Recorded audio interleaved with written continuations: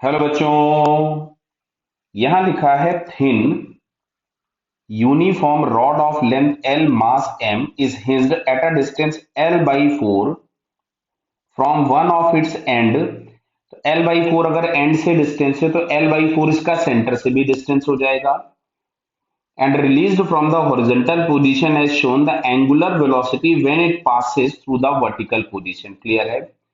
तो देखो यहाँ पे लगने वाले जो फोर्सेस हैं वो केवल और केवल ग्रेविटेशनल फोर्स है और हिंज से एक नॉर्मल एक्ट होगा।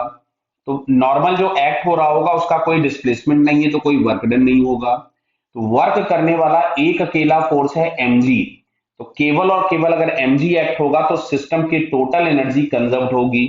तो एक काम करते हैं, हम लोग सबसे पहले यहीं पे एक रेफरेंस ले लेते हैं। तो रेफरेंस हम लोगों को क्यों लेना पड़ा? क्योंकि हम लोगों ने पढ़ा हुआ है कि अगर कभी भी किसी भी ऑब्जेक्ट का सेंटर ऑफ मास का हाइट अगर चेंज हो रहा होगा तो हमको ग्रेविटेशनल पोटेंशियल एनर्जी के लिए एक रेफरेंस लेना पड़ेगा। तो अगर हमने रेफरेंस यहीं ले लिया तो टोटल एनर्जी इनिशियल आपके पास जीरो हो गई। क्यों? बिकॉज इसको हमने रिलीज किया है तो इसका ओमेगा जीरो है, वेलोसिटी जीरो है, सो काइनेटिक एनर्जी जीरो हो गई। सेंटर ऑफ मास जो हमको वो इसी रेफरेंस लाइन पे दिख रहा है तो इसकी पोटेंशियल एनर्जी भी जीरो हो गई। अच्छा, थोड़ी देर के बाद अगर हम लोग देखेंगे तो ये रॉड ऐसी हो चुकी होगी, ध्यान से देखिएगा, वर्टिकल। तो जब ये वर्टिकल हो जाएगी तो अब अगर हम लोग चेक करेंगे, ध्यान से देखना बेटा, तो यहां कहीं पे ये सस्पेंडेड है इस पर्टिकुलर पॉइंट पे और इसका सेंटर ऑफ मास यहां कहीं आ चुका होगा और ये किसी ओमेगा से अब घूम रही होगी। बराबर है? तो सेंटर ऑफ मास यहां से L बाई 4 नीचे आ चुका है। क्यों? क्योंकि किसी भी एंड वाले पॉइंट से सेंटर ऑफ मास का डिस्टेंस L बाई 2 होता और ये डिस्टेंस अगर L बाई 4 दिया है तो जो बचा हुआ डिस्टेंस हम लोगों के पास ये वाला होगा। ये डिस्टेंस सेंटर ऑफ मास और हिंज पॉइंट का ये L बाई 4 हो जाएगा। क्लियर है? बताइए। तो अब अगर हम लोग देखें फाइनल एनर्जी, तो टोटल एनर्जी फाइनल के नाम पे हमारे पास आएगा half I omega square plus M G H. अच्छा, एच के नाम पे माइनस L बाई 4 लिखूंगा मैं। क्यों? क्योंकि रेफरेंस से सेंटर ऑफ मास जितना ऊपर होगा उतनी हाइट प्लस, रेफरेंस से जितना नीचे होगा उतनी हाइट माइनस। अब बात आती है इसका मोमेंट ऑफ इनर्शिया निकालने की। तो यहां से हम लोग लिखेंगे I is equals to ICM plus M H square. तो ICM तो हो गया ml square by 12 plus m into H और h दिया था L बाई 4 का होल स्क्वायर। क्लियर?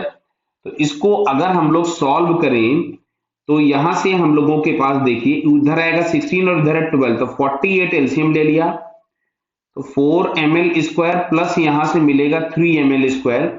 मतलब फाइनली जो आई हम लोगों के पास आ रहा है that is 7 ml square upon 48। Clear?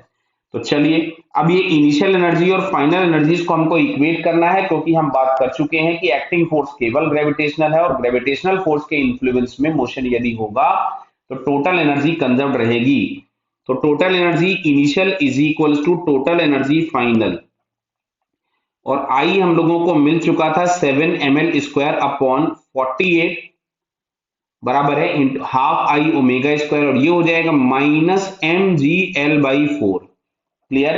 तो देखो इसको मैं इधर ले आता हूं तो ये आ रहा है आपके पास m G L by 4 is equals to 1/2 7 ml square upon 48 into omega square.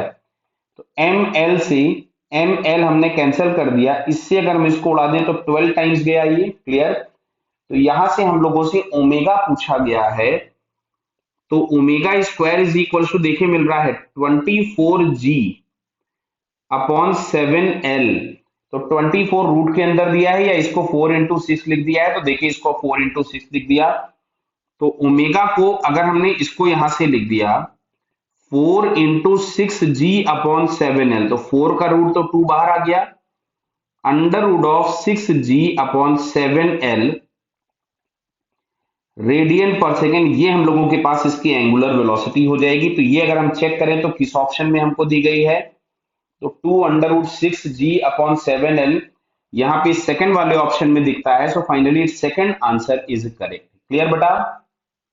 बराबर समझ में आ रहा है ना? सभी को सेकंड ऑप्शन में दिख रहा है। Okay, all the best.